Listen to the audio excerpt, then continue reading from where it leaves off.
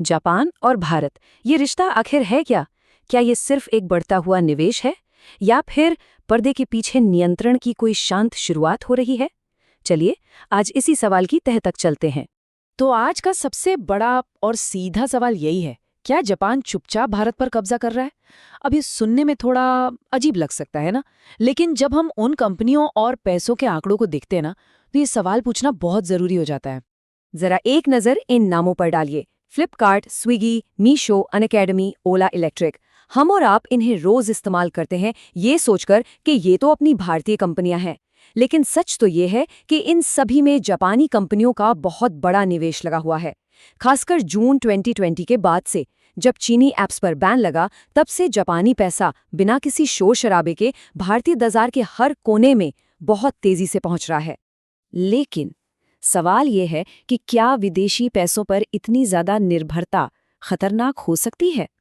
इसके क्या नतीजे हो सकते हैं? ये समझने के लिए हमें थोड़ा इतिहास में पीछे जाना होगा और देखना होगा कि 1998 में इंडोनेशिया के साथ क्या हुआ था। इस टाइमलाइन को देखिए, ये दिखाती है कि कैसी एक अच्छी खासी उभरती हुई अर्थव्यवस्था कुछ ही महीनों में घुटनों पर आ सकती है। 1997 में जैसे ही एशियाई वित्तीय संकट शुरू हुआ, विदेशी निवेशकों ने फटाफट अपना पैसा निकालना शुरू कर दिया और इसका नतीजा, इंडोनेशिया की करेंसी रुपया 80% तक गिर गई और साल खत्म होते होते पूरा देश दंगों और आर्थिक बर्बादी की आग में जल रहा था।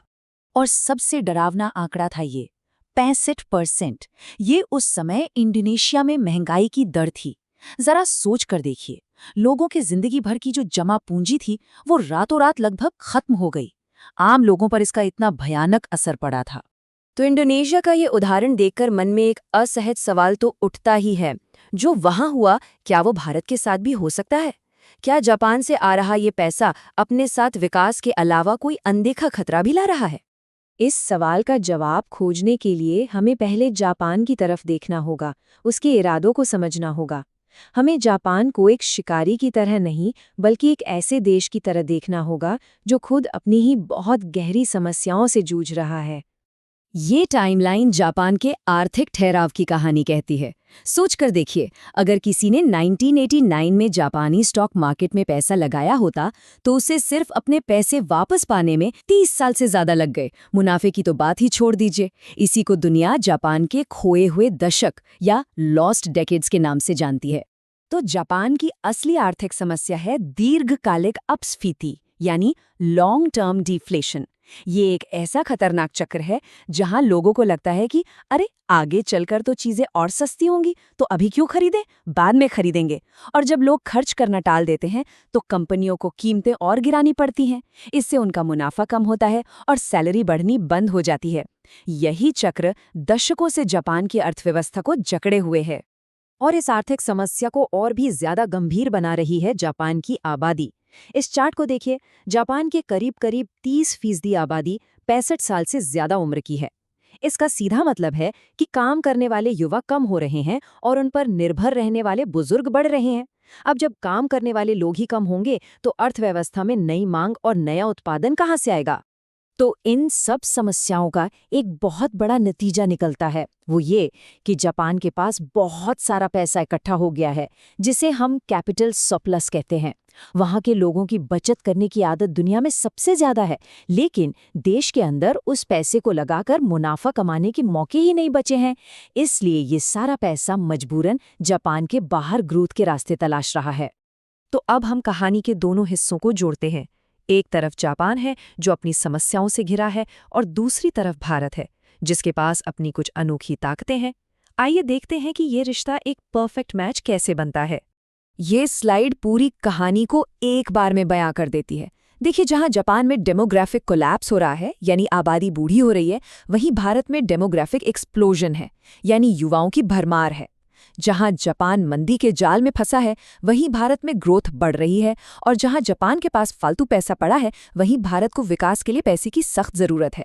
ये कोई इत्तेफाक नहीं है, ये एक ऐसा गठबंधन है जिसका होना लगभग तय था।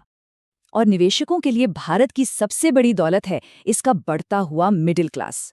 जरा सोचिए, 2030 तक भारत की आधी आबादी मिडिल क्लास में होगी। ये एक बहुत बड़ा महत्वाकांक्षी बाजार है जो कार, घर, गैजेट्स और एक बेहतर जिंदगी पर खर्च करने के लिए पूरी तरह से तैयार है। तो अब वापस अपने मूल सवाल पर आते हैं। ये सब देखकर क्या लगता है, ये खतरा है या एक मजबूत साझेदारी? चलिए उस शुरुआती डर पर वापस चलते हैं और जरा सिस्टमैटिक तरीके से जोखिम का आकलन करते हैं। ये टेबल इंडोनेशिया और भारत की स्थिति के बीच के सबसे जरूरी अंतरों को साफ साफ दिखाती है। देखिए, इंडोनेशिया का सबसे बड़ा जाल था डॉलर में लिया गया कर्ज। जब उनकी करेंसी गिरी तो कर्ज का बोझ आसमान छू गया। लेकिन भारत का मामला अलग है। हमारे ज्यादातर कर्ज जापानी येन में हैं और येन के मुकाबले रुपया काफी स्थिर रहा है। और दूसरा बड़ा फर्क है कि पैसा लग कहाँ रहा है। इंडोनेशिया का पैसा शॉर्ट टर्म चीजों जैसे फैक्ट्रियों में लगा था, जबकि जापानी निवेश का एक बड़ा हिस्सा भारत के लॉन्ग टर्म इंफ्रास्ट्रक्चर जैसे मेट्रो और पुलों में जा रहा है। और हाँ, ये सिर्फ पैसा नहीं है। सबसे जरूरी बात तो ये है कि जापानी निवेश के साथ अक्सर टेक्नोलॉजी भी आती है। सुजुकी मारुति का उदाहरण तो हम सबके सामने है, जिसने भारत में आधुनिक कार बनाने की नींव रख दी। तो ये निवेश असल में भारत की अपनी क्षमताओं को बना रहा है, उन्हें बढ़ा रहा है। तो कुल मिलाकर ये कब्जा क्यों नहीं है? पहली बात, रक्षा या टेलीकॉम जैसे जरूरी क्षेत्रों में जापानी दबदबा न के बराबर है। दूसरा, ये निवेश जापानी सरकार नहीं बल्कि प्राइवेट कंपनियां कर रही हैं। तीसरा, भारत सिर्फ जापान पर निर्भर नहीं है, हमारे पास दुनिया भर से निवेश आता है। और सबसे जरूरी बात, ये पैसा ऐसी राष्ट्रीय संपत्ति बना रहा है जो हमेशा भारत की ही रहेगी। इसका मतलब तो ये हुआ कि असली खतरा बाहर से नहीं आ रहा, बल्कि असली जोखिम, असली चुनौती हमारे अंदर ही है। इस मौके का पूरा फायदा उठाने के लिए भारत को अपनी आंतरिक चुनौतियों से पार पाना ही होगा। भारत की असली रुकावटें ये हैं: धीमी सरकारी प्रक्रियाएं, जमीन अधिग्रहण में होने वाली देरी, हमारे युवाओं में सही स्किल्स की कमी और सामान को एक जगह से दूसरी जगह ले जाने में अक्षमता। ये वो अंदरूनी स्पीड ब्रेकर हैं जो विकास की रफ्तार को धीमा कर सकते हैं। और इसीलिए आखिरी और सबसे जरूरी बात ये है, असली सवाल ये नहीं है कि क्या जापान भारत पर कब्जा कर रहा है। असली चुनौती ये है कि क्या भारत इस पैसे और टेक्नोलॉजी का इस्तेमाल करके खुद को सिर्फ एक बाजार से एक प्रोडक्शन मॉन्स्टर यानी एक उत्पादन दैत्य में बदल सकता है। असली ताकत इसी बदलाव में छिपी है।